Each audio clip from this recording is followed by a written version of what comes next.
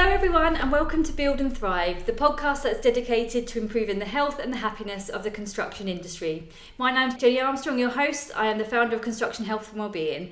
And today we are joined by Jacqui Wallis. Now, when I started thinking about my podcast, Jacqui was one of the first people actually that was on my list of who I wanted to bring onto the podcast. Jacqui and I have spoken about neurodiversity in the construction industry. It's a topic that I personally have been trying to learn a lot more about in my role of occupational health. It's not a traditional thing that we normally learn about. Some of the things that Jacqui's been doing with her organisation are really groundbreaking, and I definitely think there's a huge place for this within our industry. So, Jacqui, welcome to the podcast. Thank you. I'm delighted to be here. Thanks for inviting me. Yeah. Thank you, Jacqui. Can you start telling us a little bit about Genius Within and the work that Genius Within does with organisations? Absolutely. So Genius Within is a CIC, a community interest company. This means that we give 65% of all our distributable profits back to our community, and our community being neurodivergent individuals and the organisations that support them and employ them. What Genius Within's mission is to ensure that every neurodivergent person reaches their full potential at work. Now, they can be diagnosed or undiagnosed, and they can also have an acquired or at birth neurodivergent condition, and we support everybody. So all adults that are in work that want to succeed. And we believe that we should all be able to work at our best, achieve our absolute maximum that we want for ourselves, and not have the barriers that sometimes neurodivergence puts in our way. Yeah, and I suppose, how did you even get to do this in your role? What's your background? So I was diagnosed as dyslexic when I went to university, and since I've been at Genius Within, also diagnosed with dyspraxia as well, which makes an awful lot of sense for all of the other issues and challenges that I sometimes have with wayfaring and all sorts of things. And I had a 25-year career in advertising and brand management and marketing. And then I really wanted to do something which was about inclusivity. And with my neurodivergence, I just really wanted to make sure that I could be in an organisation that allowed people to work at their best. And the opportunity came along to be the commercial director at Genius Within. So I applied, and 18 months later was promoted to be the CEO. So I'm absolutely delighted. Amazing. 5 years on, still here, and we are constantly innovating and creating new products and services to support people as organisations really want to do more of this work and want to do it at scale. We've been developing our services and our products to meet that demand. Brilliant. Yeah, and I can see that a lot of industries now are starting to talk about it a lot more and perhaps understand what it actually means. But just to kind of go back to basics for anyone listening that might not necessarily understand it all, can you explain actually what neurodiversity means and some of the conditions that typically fall within that? Sure. So neurodiversity is all conditions that you are born with or you acquire. So it's your cognitive difference, how your brain experiences and processes information. So we know some of those from our medical background are things like ADHD, dyslexia, dyspraxia, dyscalculia, dysgraphia, autism, Tourette syndrome. These are all the conditions that really have come from a medical background, so you get diagnosed with those. Mm-hmm. There are other conditions that cause cognitive difference, which we would also include women going through the menopause. If you have an accident that affects your brain, so brain injury, or an illness like a stroke, they would also impact on your cognitive ability. We call these acquired neurodivergence, so you get them during your life. We would also include other things, like if you're a new parent and you have a lot of sleep deprivation, that can affect your executive functions. So we would even call that an acquired neurodivergence. And the other one that's really quite large in this area is mental health. So poor mental health has an impact on our cognitive functions. It can really dramatically affect our working memory. So when we say working memory, what we mean is our memory, our ability to hold on to a piece of information and do something else at the same time. If you are an online shopper and you then have to go through the checkout and they ask you for a 6-digit number, and very helpfully on my iPhone, they now put it in the little bar underneath, but you used to have to remember them, and I could never check out. I would just forget the 6-digit number before I'd managed to get it back in. Yeah. That's a really classic example of working memory, having to hold a piece of information and then key it in, do something else cognitively at the same time. Your brain struggles. If you're struggling with your executive functions, that ability to do something and hold some information is what will be sort of sacrificed, if you like, in the moment. So that happens in a lot of different ways. It might be reading your sat nav and driving your car. It might be revising for information. It might be listening to somebody giving you a talk and reading some information at the same time.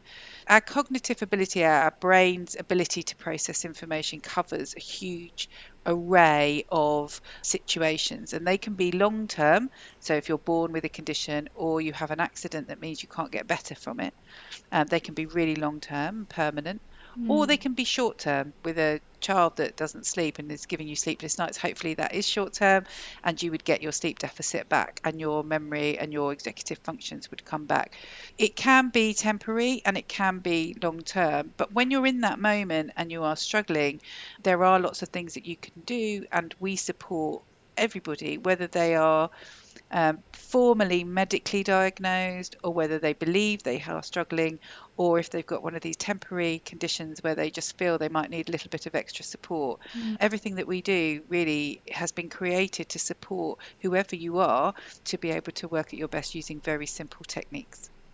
Yeah, and like we were talking about it, I can relate to some of those different examples, and then you think about people that you work alongside every day. That's a high proportion of people that would fit into those categories. The prevalence is 15 to 20%, and that's a number of studies. But actually, when you start adding in all of those other areas, and the prevalence of mental health being poor mental health being 1 in 7, you can very quickly understand how we might be getting into 40, 50%, even possibly more of your colleagues that may be having at some point in their career a struggle with their cognitive health. And if you look at the combined surveys and research that's been done, we would say that everybody in their working life, if you take an average working life, everybody will have a period of time where they will struggle cognitively through any one of those reasons at some point during their life. So this is not something that happens to other people, and it's not something that we can expect never to affect our business. If we're hiring people, the chances are you're already employing neurodivergent people and you will employ them in the future. And if they're not neurodivergent or struggling with their executive functions now, they very well may do at some point in their career. Yeah, no, I can imagine that, definitely. And I suppose bringing it back to the construction industry, I mean, it's quite a fast-paced, high-pressured environment, often quite hands-on for some of our workers, but also very, very technical. How do you find the construction industry accommodates neurodivergent individuals? And, is it something that potentially that attracts more people to our industry because of some of those unique ways of working? Yeah, Genius Within is very neurodivergent affirming. So we look at the positives, the things you can do. So I think that there is a great deal of evidence to suggest that people who are in the construction industry have an ability to see things visually, 3D. So if you are an electrical engineer and you've got to work out how some wiring will work together within a contract, and you can see exactly how that's going to work and map it out in your head, the chances are you're neurodivergent, because that is a real skill and an ability. And that the kind of definition of neurodivergence is having a big gap between the things you're brilliant at and the things you struggle with. We call that a spiky profile. So that gap between brilliance and struggles really defines across, regardless of the condition that you may have. Strengths in creative thinking around a problem, 3D visualization, being able to see things that perhaps nobody else has seen or experience things in a different way, are all things that really lend themselves to being a fantastic colleague within a construction industry. And the other thing within the construction industry is that it has relied more than other industries on the apprenticeship model. We know there's changes happening in the apprenticeship model at the moment with the changes of the skill sets that are needed, which we really welcome. And I think traditionally that as an industry has welcomed people who perhaps haven't thrived in a traditional education setting. So they may not have the qualifications or the GCSEs, A levels, etc., that route to a good career. And they find a career career in a different way, which is equally as valuable and often commercially or, from a salary point of view, very well paid indeed, but has gone through a different trajectory and a different route. And so the construction industry does, I imagine, have a lot of people who are undiagnosed neurodivergence for lots of different reasons. There's still a lot of shame in the industry, in the whole community. Still people don't like to put their hand up and say in the wider population. It is getting better. The amount of people talk about it, and it's on the television, and people come forward. But I think there is still shame. You've got a male-dominated workforce, so there is that kind of area perhaps we don't share as much in the male community as we do in the female or other communities. And there is other pressures in construction that perhaps don't exist in other industries. So you've got people who are operating in shift work. You've got people who are operating away from home. So they may be living lives where they're sort of at home at the weekend and then in digs near the site. That is extra pressure. So if you don't have that kind of home life or support around you all the time, then it can feel very daunting to go in and perhaps confess to something that you might perceive to be a weakness. And so because of all of those reasons, I think people tend to keep it to themselves a little bit more. And certainly when I've been to CITB conferences and we've asked for a show of hands in the room, it's been very limited to the people that have wanted to display or acknowledge their neurodiversity. And then when I finish my talk, I have a queue of people who want to come and privately talk to me. So I think it's there in abundance. It's not talked about, and it's still considered to be shameful, part of what we're trying to dispel in a wider society, but definitely within the construction industry.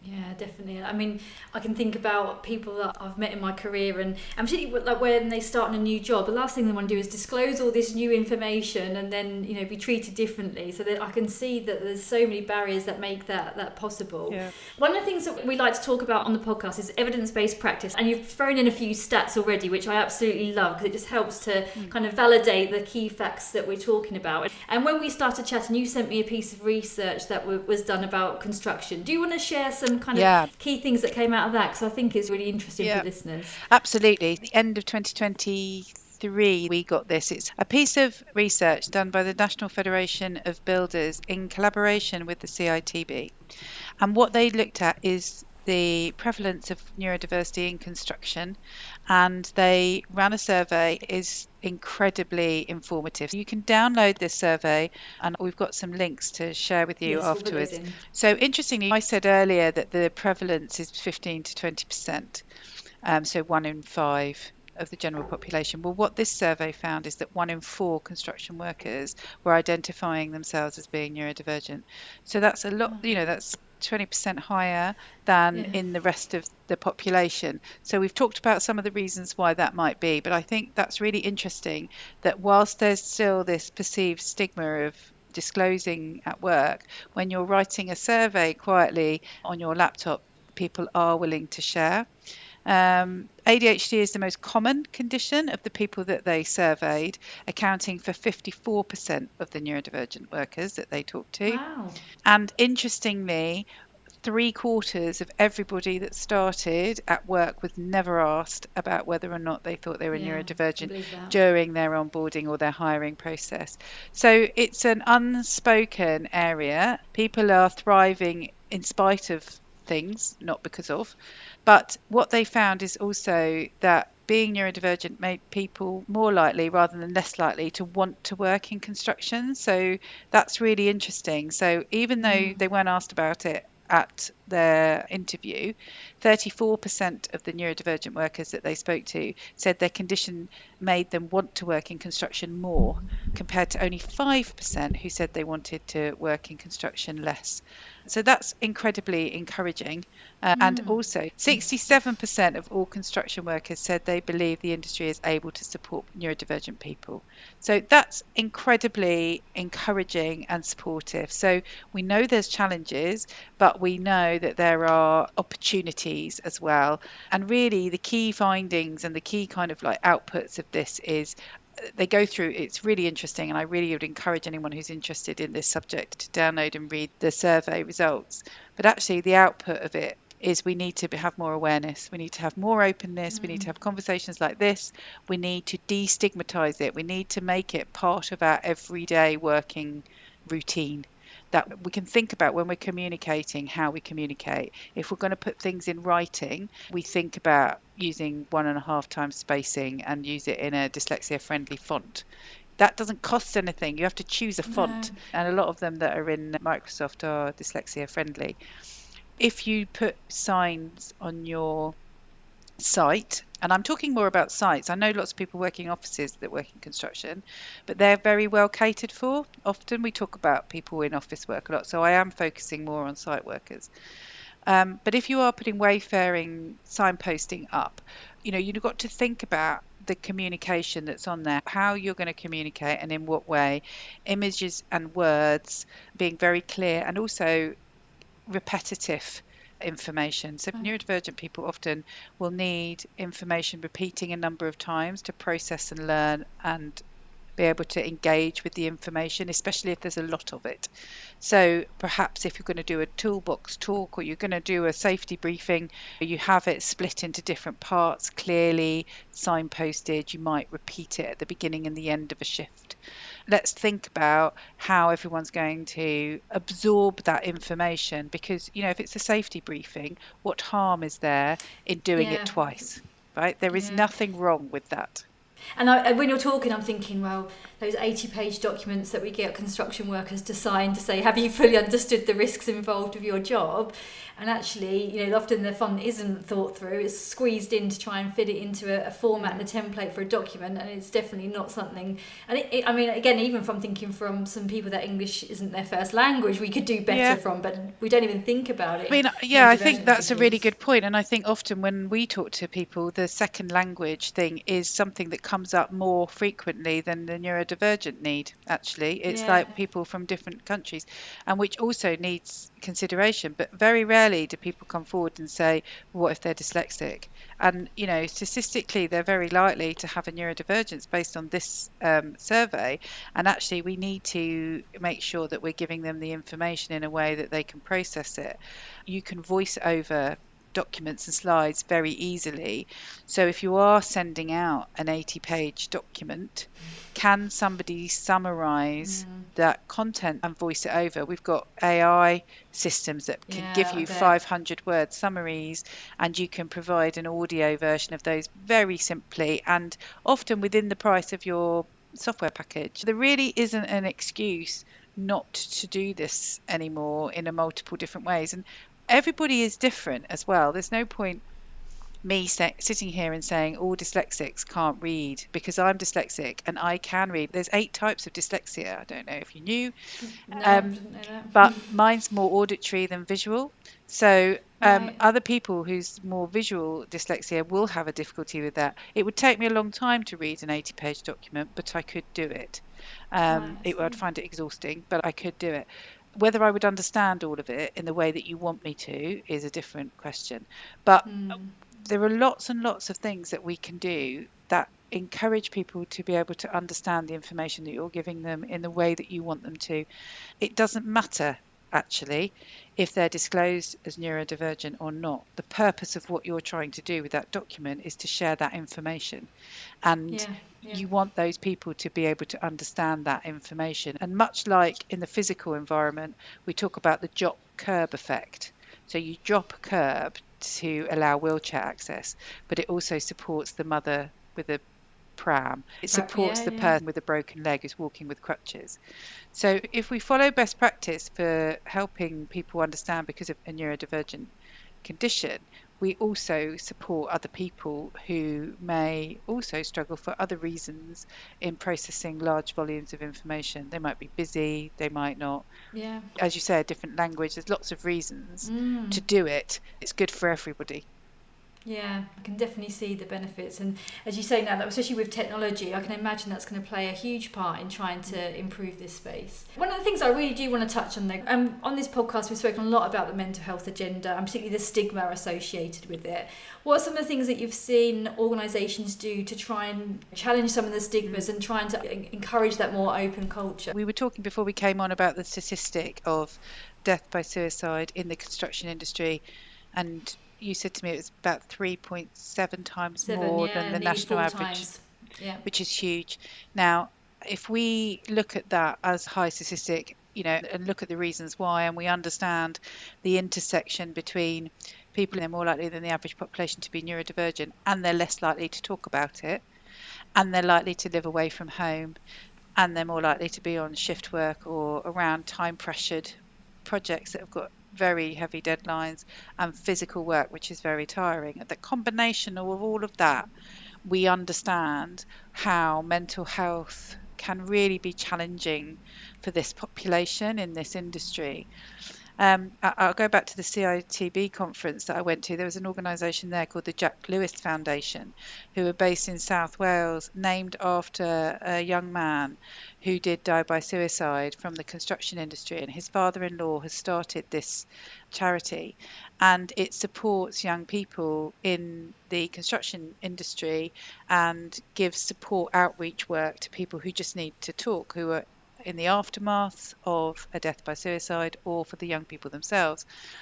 And it was truly amazing to listen to their work. And I asked them one of the things that they thought that people could do differently at work. And the thing that stuck with me is, and sorry if anyone's offended by bad language, but I'm going to use it because it's we're all grown ups, hopefully. He said he doesn't bollock anyone on a Friday. And I thought it was really interesting because he said you don't know where they go home to. You don't know what background they've got. And it doesn't always work, right? Work doesn't always go perfectly. We don't live in a Yeah. perfect world, and sometimes we do things wrong. We make mistakes, we're human, or a project's not going our way, or, we made a silly mistake and we got ourselves into trouble. If you tell somebody off, or you say, if you don't sort this out, you might not have a job next week, and they're depending on that income for their family, sometimes that's too much. It's too much for people, and we don't know what support they have on a Saturday and Sunday. And he said rather starkly, I don't bollock them on a Friday because I might not see them again on a Monday. And I thought that really made everyone go, because that is quite a big Yeah. thing to think about. And I think we can think about how I'm not saying that if you're neurodivergent you get a free pass. I'm not asking for people to make excuses or give me a job out of pity. I want to progress in my career on my own merits, and I think most people are the same. What I do ask for is some consideration in the way that people communicate to me, and I am allowed to experience that information so I have the chance to do my best work. And I think if we're going to give people feedback on things they've done wrong, let's give them feedback in the context of the working day and allow them the chance to put it right. Because everybody wants to go home at the end of the day feeling that they've done a good day's work.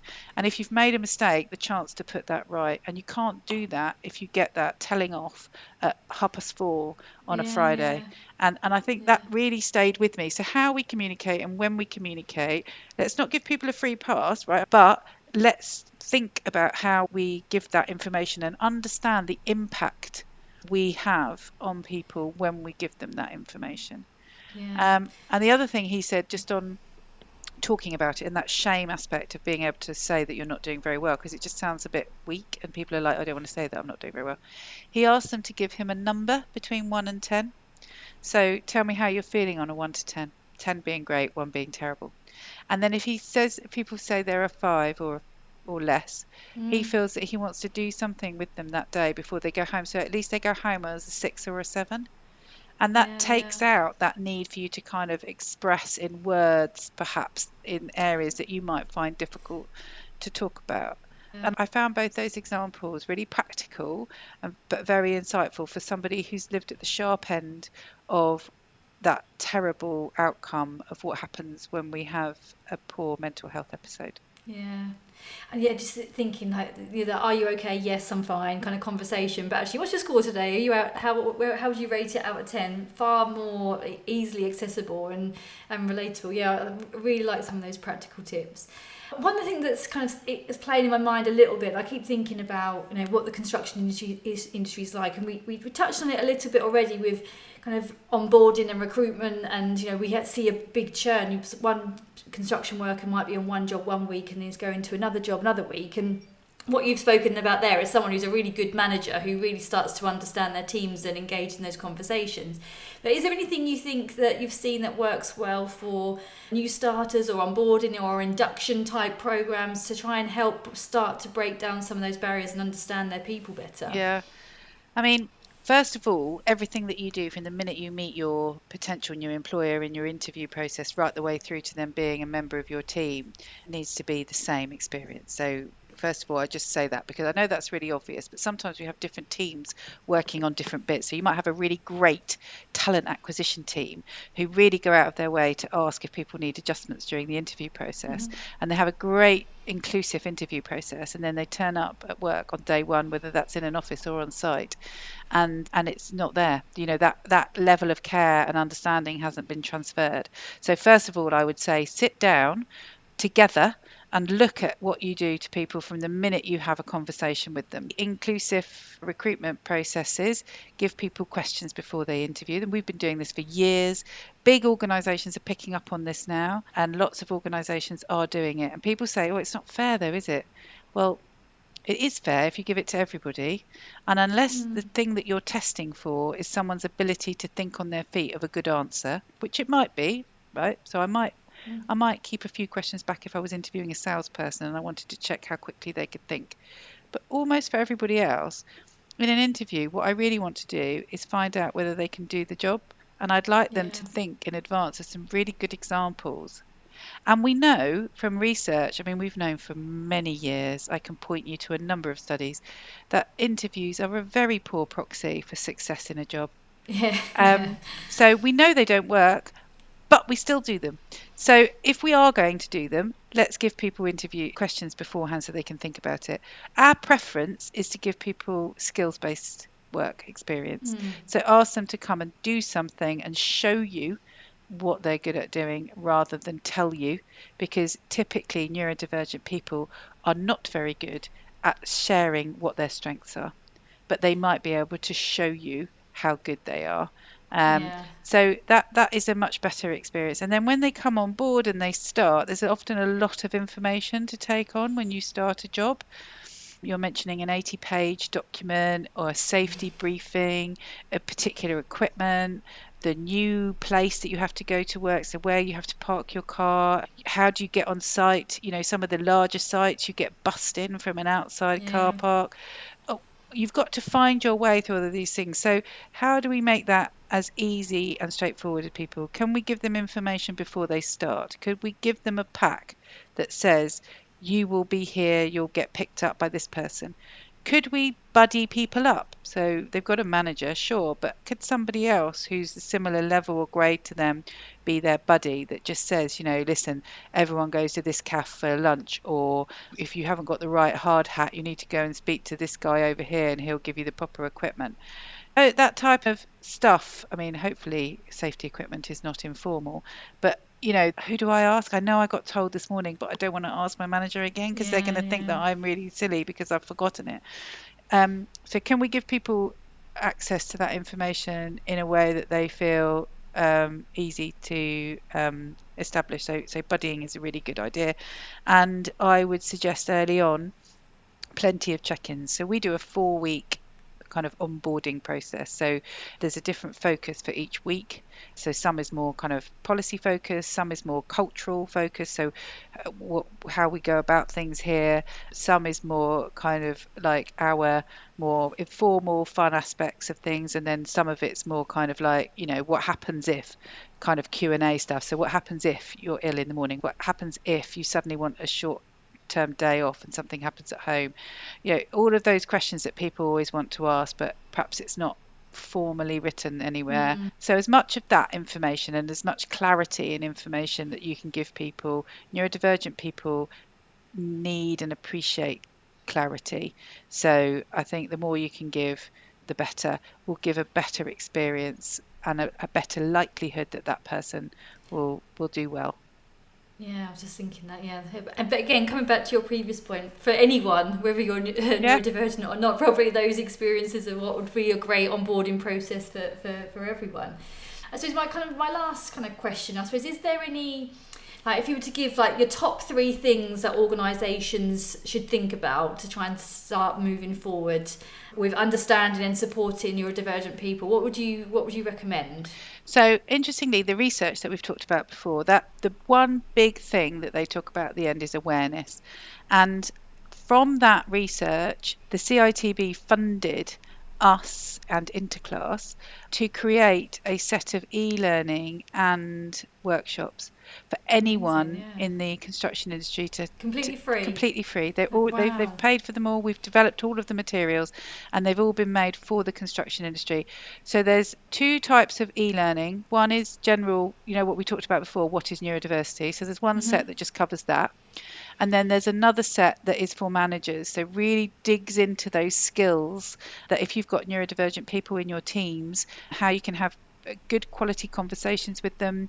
Performance management. So people get nervous about performance management in this field. What we were talking about before, someone's done something wrong, can I tell them? And we would say, yes, you absolutely can. And we give you some guidelines on how to do that fairly and properly, because again, we don't think it's fair to give people a free pass, because actually what happens is if you let someone off and they've done something wrong, they're not going Yeah. to not do it wrong again, and actually you're not going to be inclined to want to keep them.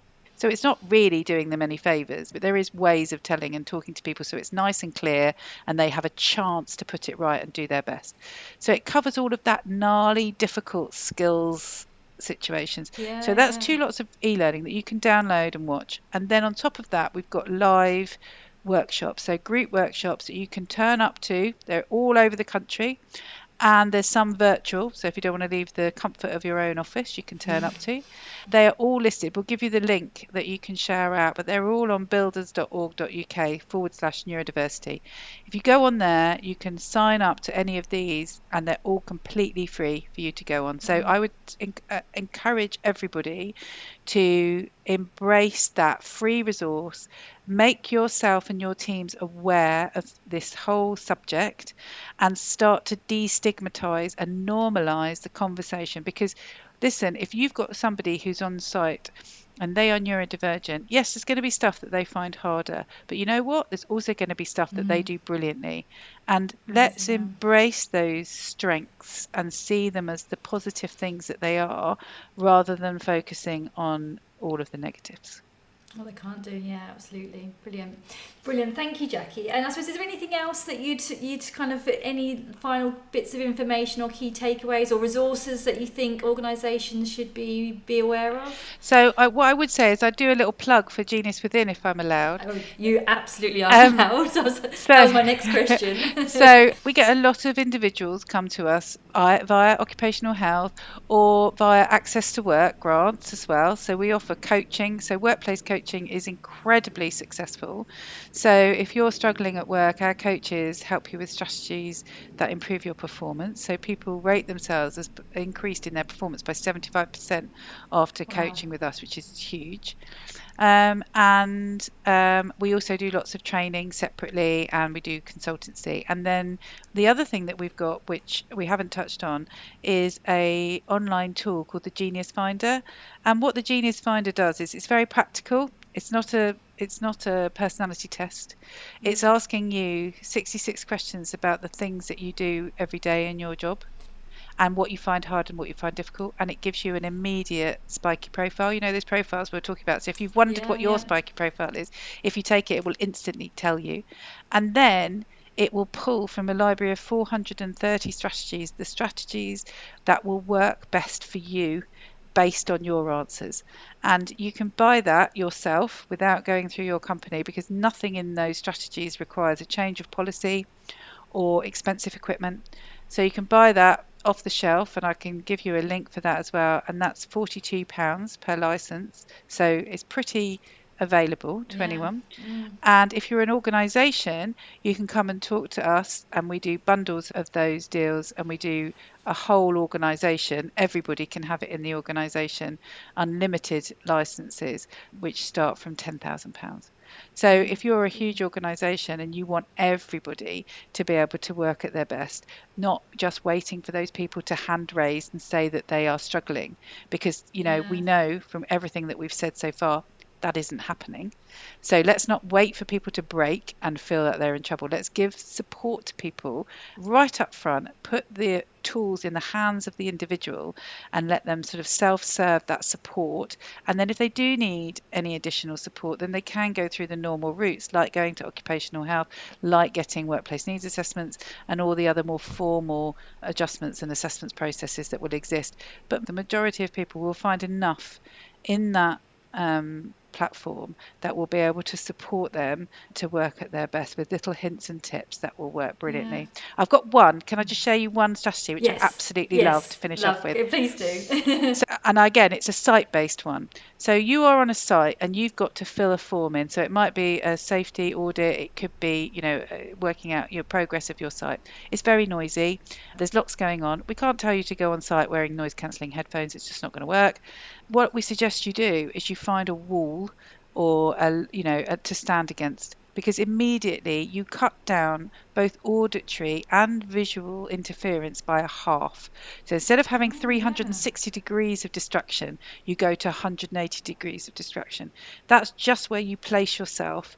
That just gives you literally half as much for your brain to have to fight against. Because when you're spending your cognitive energy kind of having to zone out all that extraneous noise to concentrate on what you're writing, the cognitive load on you is really high. So your ability to do your job, it just takes you so much more effort. And you're doing that anyway. Your brain's very clever and it's doing that, but it will have an impact on the quality of what you're doing. So find somewhere where you can literally half that will immediately improve the quality and the type of work that you're doing. So it's full of simple little strategies like that have no cost in them, and that are just sort of almost like workplace hacks that we know we've worked because we've been doing this for 14 years. We know this stuff works and we've put them all together in one place. So it's a really useful, practical, functional piece of kit to just really help people. Yeah, and again, like from a construction workforce who are constantly surrounded by those noise and distractions, probably something you'll see a lot of people taking away from today. Yeah, it's fascinating. Thank you, Jacqui. Well, I just want to say thank you for joining us today. I mean, it's been amazing. I think there's so much more that we actually need to learn, and perhaps we'll have you back on again in the future to talk about some more specifics. If people want to find you, where do they go? What's your if website? You Google Genius Within, so we're geniuswithin.org, you will find us, and there's contact details on there and a list of all of our services. We're on all the social media platforms. Actually, I don't think we're on X anymore. I think we've left that one. But we're on everybody. So we're on Facebook, we're on Insta, we're on LinkedIn. Myself personally, you can look me up and send me a DM, or Genius Within. Brilliant. Thank you so much, Jacqui. Thank you again for joining us. So for everyone that's listening, we'll make sure that we've got all the information that Jacqui shared in the show notes. If you've liked today's episode, please like and subscribe. If you've got any feedback or you'd like to have Jacqui on to talk about anything more specific, please do get in touch. Just a final thank you to our sponsors, GKR Scaffolding, who are sponsoring this first series. And that's it for today. So we will see you all at the next show. Thank you.